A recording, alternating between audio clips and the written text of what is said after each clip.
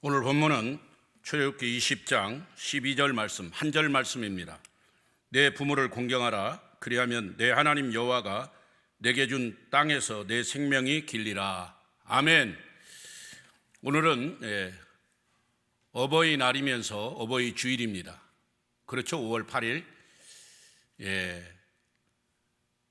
원래는 어머니 날이었는데 아버지들이 그것 때문에 여러 가지 서운하다 해서 어버이날로 이렇게 바꿔놨습니다.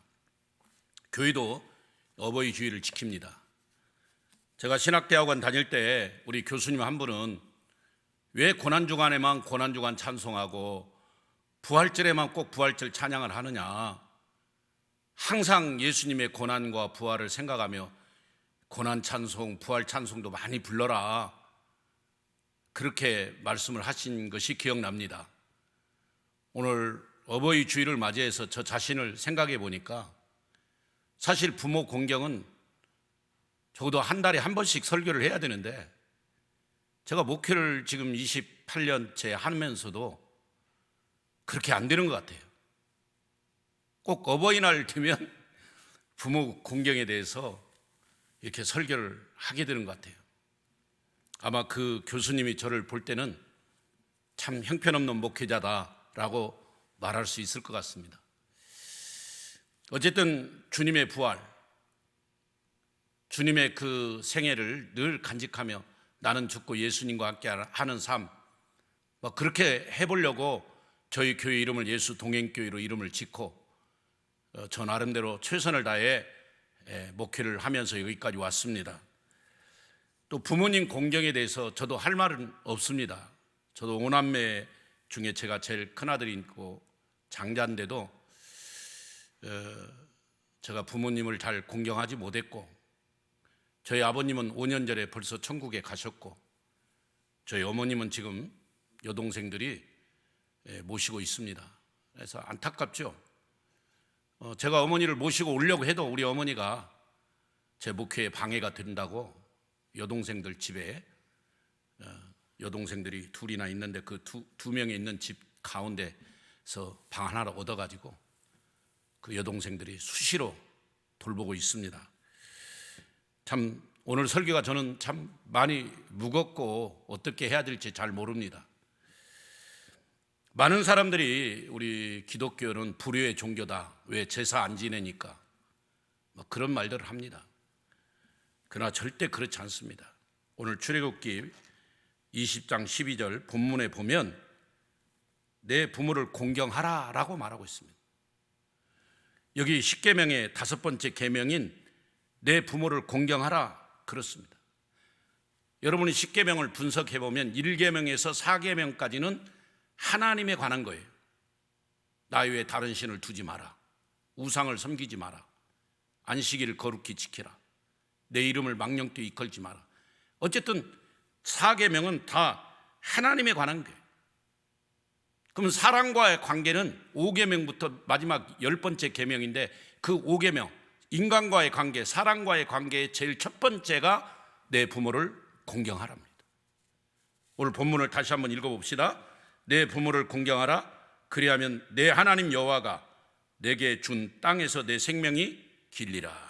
그렇습니다. 여러분, 에베소서 6장 1절에서 주 안에서 부모의 말에 순종하라고 그랬습니다.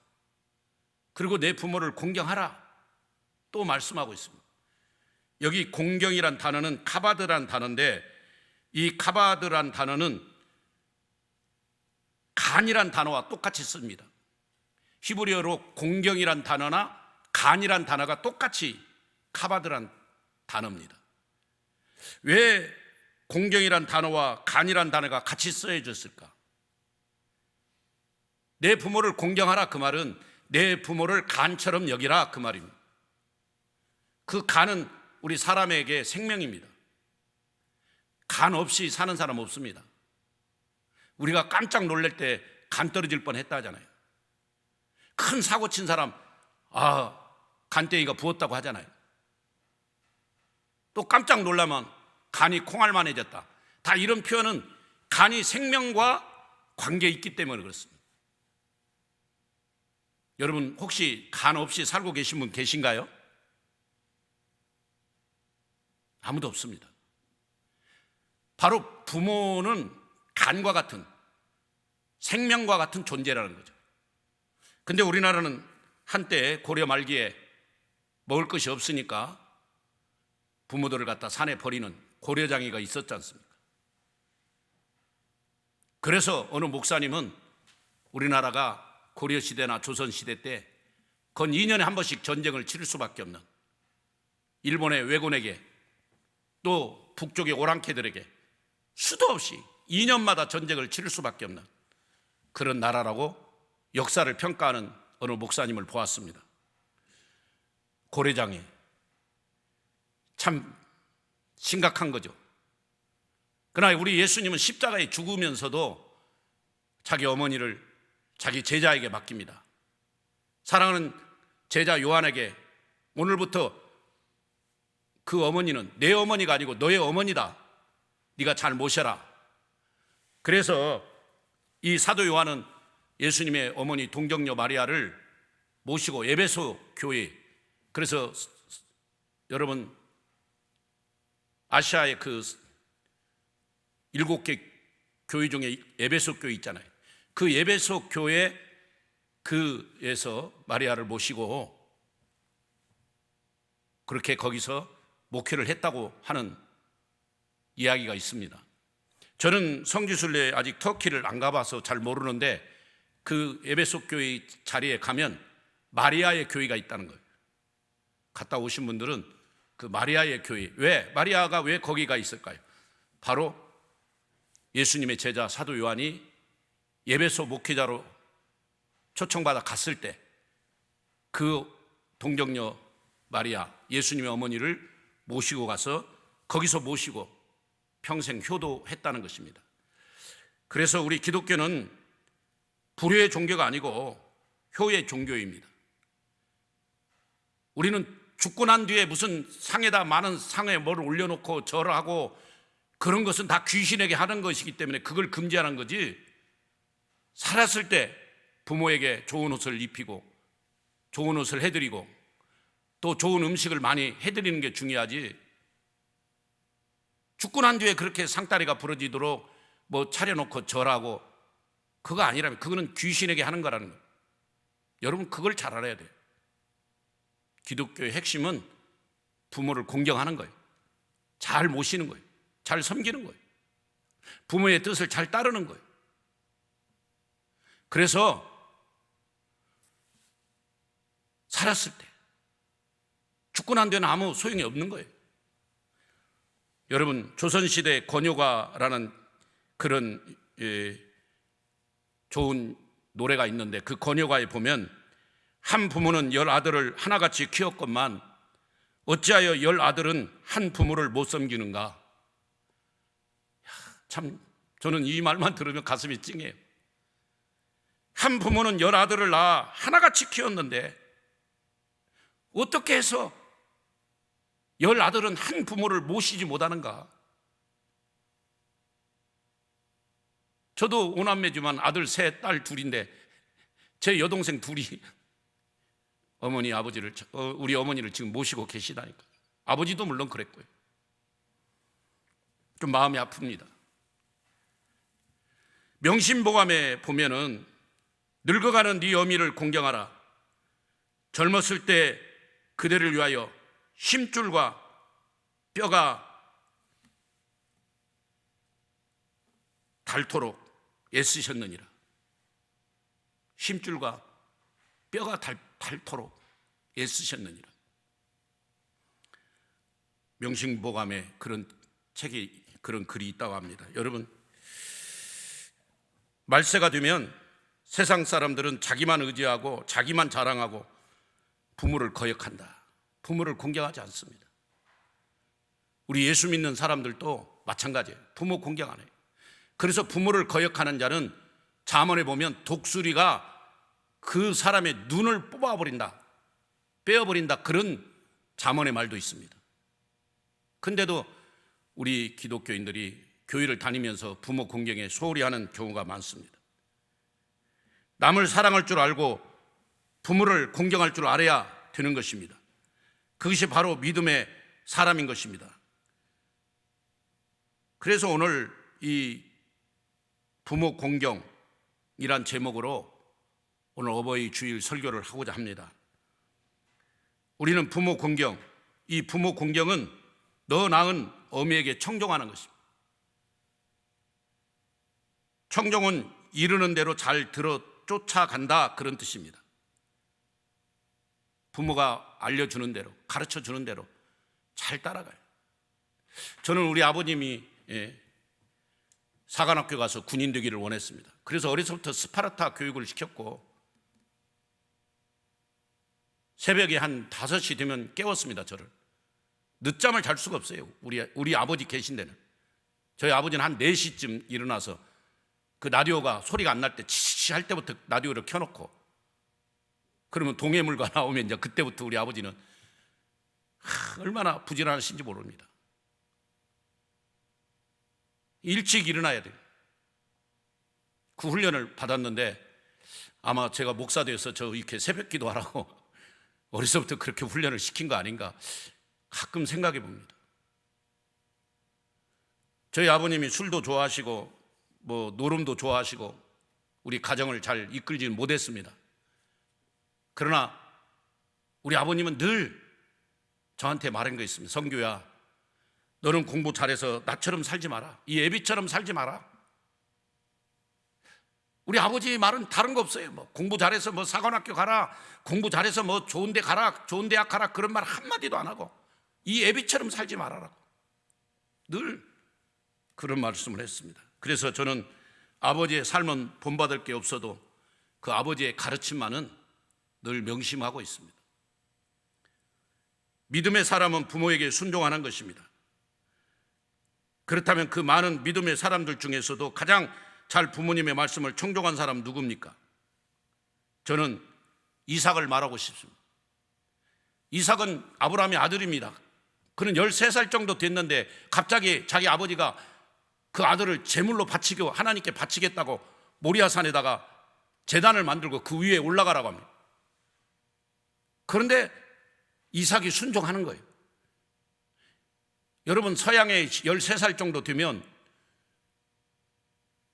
등치도 크고요, 키도 크고 100세가 넘은 113살 된 할아버지, 아버지 팍 밀어버리고 도망갈 수도 있어요. 그런데도 이삭이 순종. 우리 예수님이 하나님의 말씀을 따라서 이 땅에 와서 저와 여러분을 위해 살찌고 피 흘려 죽으셨어요. 겟세마네 동산에서 얼마나 간절히 기도해서 할 수만 있으면 이 잔을 내게서 옮기십시오 해달라고 기도했는데, 그러나 내 뜻대로 마옵시고 아버지의 뜻대로 해달라고 기도하는 예수님을 보고 끝까지 순종하고 복종하는 예수님을 보게 됩니다. 바로 이삭의 순종이, 그 모리아산에서 이삭의 순종이 곧 예수님의 순종이 좀 닮았지 않아요? 너무너무 닮았잖아요. 여러분, 두 번째로 부모 공경은 늙은 어미를 경히 여기지 않는 것입니다. 부모님이 젊고 능력이 있을 때는 꼼짝 못하고 잘하고 공경하다가 부모님이 나이가 들어 늙어지고 힘이 없어지면, 가진 것이 없어지면 대하는 자세가 달라지는 것은 하나님이 기뻐하지 않습니다. 그 부모는 어찌할 수 없지만 하나님은 다 알고 있잖아요. 다 보고 있잖아요. 자식에게 재산을 다 나눠주고 푸대접 받는 할아버지가 많잖아요, 지금. 그래서 할아버지 할머니들이 죽을 때까지 재산을 자식에게 넘겨주지 말고 죽고 난 뒤에 나눠주라고 그런 말들을 하고 있다는 거예요. 여러분, 정말 자식들 때문에 배신감을 느끼는 부모가 없도록 우리 예수 동행교회 성도들, 오늘 이 설교를 듣는 여러분들만들은 부모 공경을 잘 하십시오. 늙은 아비를 경히 여기지 마십시오. 늙은 어머니의 마음을 아프게 하지 마십시오. 저는 중고등부 학생들 설교할 때, SFC 간사 때 주로 아이들에게, 학생들에게 너희들 효도는 못할 망정 불효는 제발 하지 마라. 그런 당부를 해본 적도 있습니다. 너무나 요즘은 효도는 둘째치고 불효 자식들이 너무 많으니까요. 저는 그렇게 있습니다. 할 수만 있으면 병들고 힘없고 돈 없고 그런 부모가 계신다면 여러분, 우리 교회 성도님들, 여러분들이 그 부모를 모셔다가 한번 섬기십시오. 정말 여러분 복 받습니다. 저도 우리 어머니 모시고 싶어요, 솔직히. 근데 어머니가 안 오시는 거예요. 그 어머니 우중을 알죠. 목회에 혹시 피해 줄까 봐. 물론 여동생 둘이 너무 잘 모시니까 우리 동생들 집에 있는 게 더 편할 수도 있겠지만은 저도 좀 잘 모셔보고 싶은데 기회를 주지 않아요, 지금. 세 번째 효는 부모님을 즐겁게 하는 것입니다. 잠언 23장 24절에 의인의 아비는 크게 즐거울 것이고 지혜로운 자식을 낳은 자는 그를 인하여 즐거울 것이라. 우리가 어떻게 해야 부모님을 즐겁게 해드릴 수 있습니까? 그거는 우리가 잘 되는 것입니다. 따라서 합시다. 내가 잘 되는 것이 부모를 즐겁게 하는 것이다. 아멘. 여러분이 잘 돼야 부모가 즐거워요, 기뻐요. 여러분이 어렵고 힘들고 막 그냥 여러 가지로 고통받고 있으면 부모 마음은 더 천갈래 만갈래로 찢어지는 거예요. 오늘 이 설교를 듣는 여러분 잘 되세요. 아멘. 여러분이 잘 돼야 돼요. 어쨌든 잘 돼야 돼요. 그 고양시로 시집간 딸이 잘 돼갖고 잘 산다, 그래야 부모 마음이 편하고 자랑도 하죠. 그 고양시로 시집간 딸이 찢어지게 가난해가지고 맨날 우리 집에 쌀 달라고 하고 돈 빌려달라고 전화 온다고, 그런 부모 마음이 얼마나 아프겠어요. 잘 되십시오.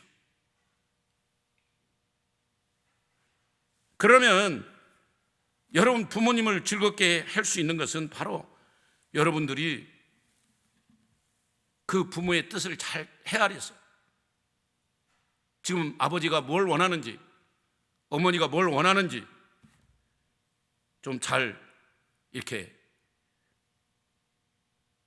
분별할 수 있는 그런 은혜가 있기를 바랍니다. 네 번째 부모 공경은 부모의 은혜를 평생 잊지 않고 부모님께 잘 해드리는 거예요.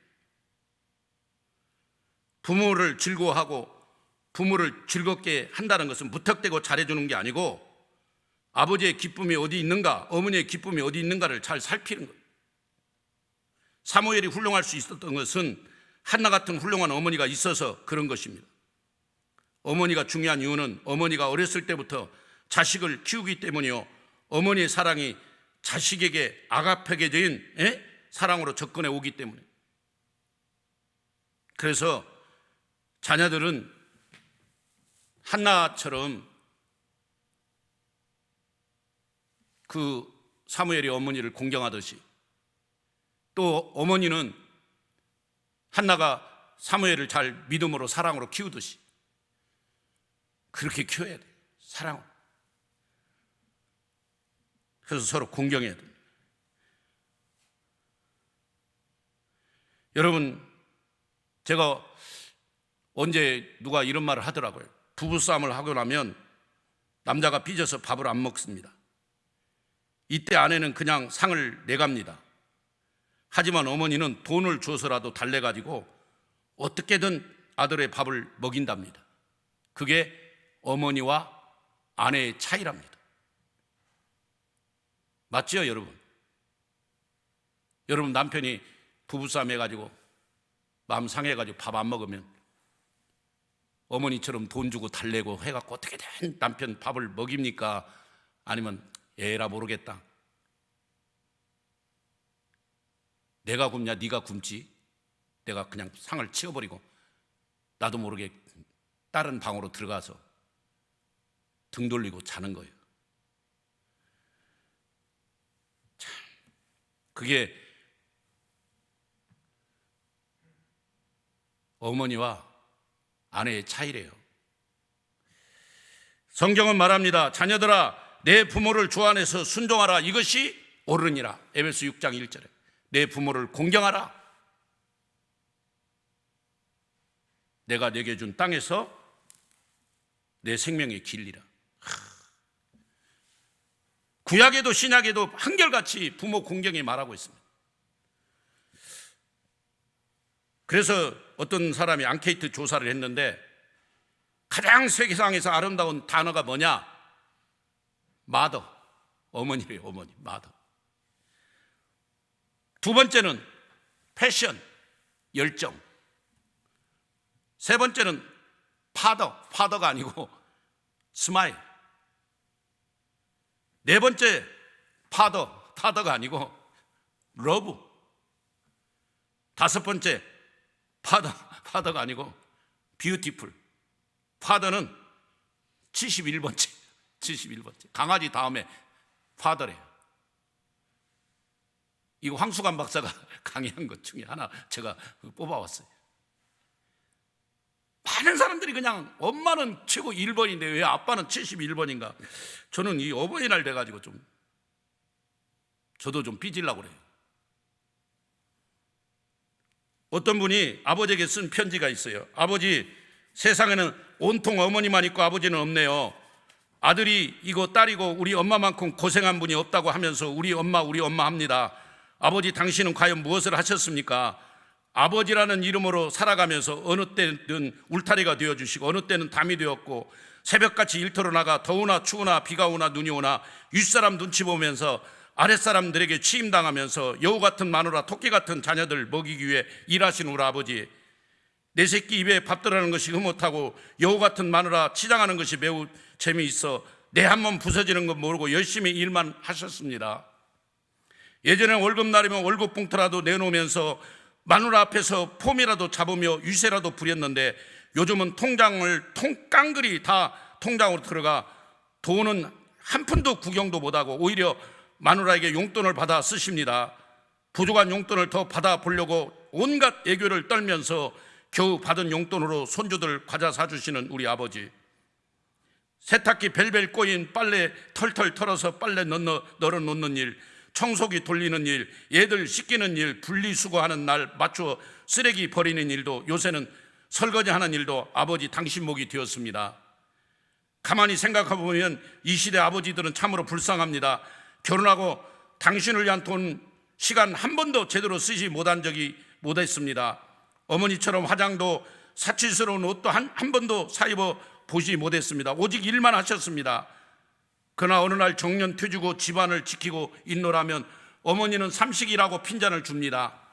딸들은 우리 엄마 힘들게 하지 말고 여행이라도 다니라고 하지만 나가면 돈이 들까봐 동네 앞 공원에만 다니다가 집에 들어오곤 합니다. 시대의 흐름이지만 마음이 많이 아픕니다. 존경하고 사랑하는 아버지, 이제라도 아버지 당당하게 사시길 바랍니다. 이제라도 아버지 삶을 살아가십시오. 이제 제가 아버지를 잘 모시겠습니다. 힘내십시오. 아버지 사랑합니다. 예수 동행교회 홍길동 올림. 아버지 여러분 힘내세요. 아버지나 어머니나 다 부모예요. 우리는 오늘 부모 공경에 대해서 말씀을 살펴보면서 그렇습니다. 부모 없이 이 땅에 태어난 사람 아무도 없습니다. 부모의 사랑은 한이 없습니다. 그 부모를 잘 공경하고 주 안에서 순종해야 됩니다. 가장 큰 효도는 그 부모를 예수님 믿게 하고 전도하는 것입니다. 아무리 우리가 잘 대접하고 좋은 용돈 많이 드리고 잘했더라도 그 부모가 예수 안 믿고 지옥 갔다면 그것같이 불효가 없습니다. 지금 혹시 여러분 부모, 여러분 이 설교를 듣고 있는 여러분의 부모가 아직도 예수를 믿지 않고 있다면 빨리 전해서 복음을 전해서 예수님을 전도해서 그 어머니가, 그 아버지가 천국에 가는 영광의 나라, 하나님 나라에 갈 수 있도록 여러분이 인도해 주시기 바랍니다. 그게 가장 큰 효도 중의 효도입니다. 어서 전도하십시오. 어서 그 어머니를 살려내십시오. 그 아버지를 살려내십시오. 얼마나 큰 일인지 모릅니다. 그렇습니다, 여러분. 저는 어머니가 계셔서 그래도 지금 몸이 많이 편찮으시고 안 좋으십니다.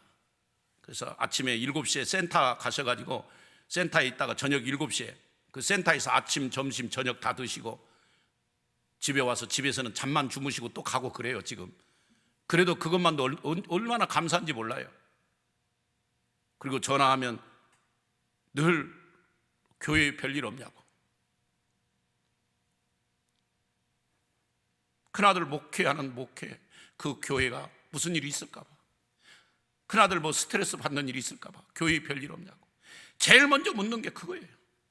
너 건강하냐, 뭐 손자들 잘 있냐, 그거 아니고요. 교회 별일 없냐? 교회 별일 없는가?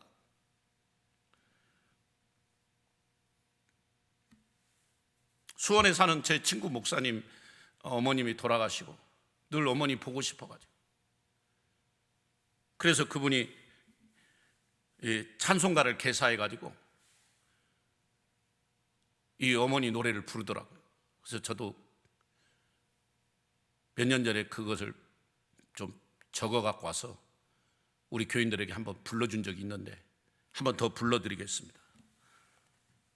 어머니 모습이 그리워서 애타게 목매여 불러봐도 어머니 모습이 안 보이니 나 어찌 그립다 안 할 소냐. 그리워라 어머니 모습 이 땅 위에 안 계시니 몇 날 후에 천국에서 반갑게 만나리. 사진을 들여다 볼 때마다 흰머리 주름살 나를 위해 한평생 고생한 흔적인데 나 어찌 보고싶다 안 할 소냐. 보고 싶어 어머님 얼굴 이 땅에서 볼 수 없으니 몇 날 후에 천국에서 기쁘게 만나리. 어머니 음성이 듣고 싶어 먼 길의 묘소를 찾아가도 왔느냐 한마디 말씀 없이 뜻장만 퍼렇게 덮여있네. 듣고 싶어 어머님 음성 이 땅에서 들을 수 없으니 몇 날 후에 천국에서 영원히 만나리. 송 목사, 어머니 살아 계셨을 때 잘 모셔라. 어머니 죽고 나면 보고 싶어도 볼 수 없어. 저한테 그 친구 목사가 늘 한 말입니다. 근데 그 어머니를 제가 모시고 싶어도 모실 수 없고 그 부모를 잘 공경해야 하는 걸 알면서도 잘 안 되는 거예요. 그래서 내가 오늘 서두에 오늘 설교가 가장 제게 무겁고 어렵다고 말씀을 드렸지 않습니까? 오늘 이 설교를 듣는 여러분, 제발 여러분 부모들 잘 공경하시고 저처럼 후회하는 그런 아들이 되지 마시기를 바랍니다. 살았을 때, 살아 계셨을 때 좋은 옷 많이 해드리시고 맛있는 거 많이 사드시고 드리고, 그리고 부모님들이 가장 좋은 건 현금이래요. 지금 입금하세요. 그래서 세 가지 금을 좋아하는데 현금, 지금, 입금 꼭 기억하시기 바랍니다. 하나님 감사합니다. 오늘 또 어버이날을 맞이해서 잠시 말씀을 드렸습니다. 우리 기독교는 불의의 종교가 아니고 효도의 종교입니다. 내 부모를 공경하라고 성경은 수없이 말하고 있습니다. 내 부모를 간처럼 여기라고 말하고 있습니다. 오늘 우리 모두가 주님을 잘 공경하는, 오늘 이 설교를 듣는 모든 분들이 부모를 잘 공경해서 땅에서 잘 되고 복을 받는 모든 성도들이 되게 하옵소서. 지금은 예수 그리스도의 은혜와 하나님 사랑과 성령님의 그 무한하신 사랑, 교통하신 은혜가 부모 공경을 우선으로 하며 부모님을 전도하고 그 영혼을 구원하기를 원하는 여기 있는 모든 믿음의 권속들 위에, 자녀들 위에, 선교사님들 위에, 저 우크라이나 그 피난민들 위에, 미얀마에 탄압받고 있는 우리 기독교인들 위에, 북한에 있는 지하교회 그 영혼들 위에 지금부터 영원히 함께 있을지어다. 아멘.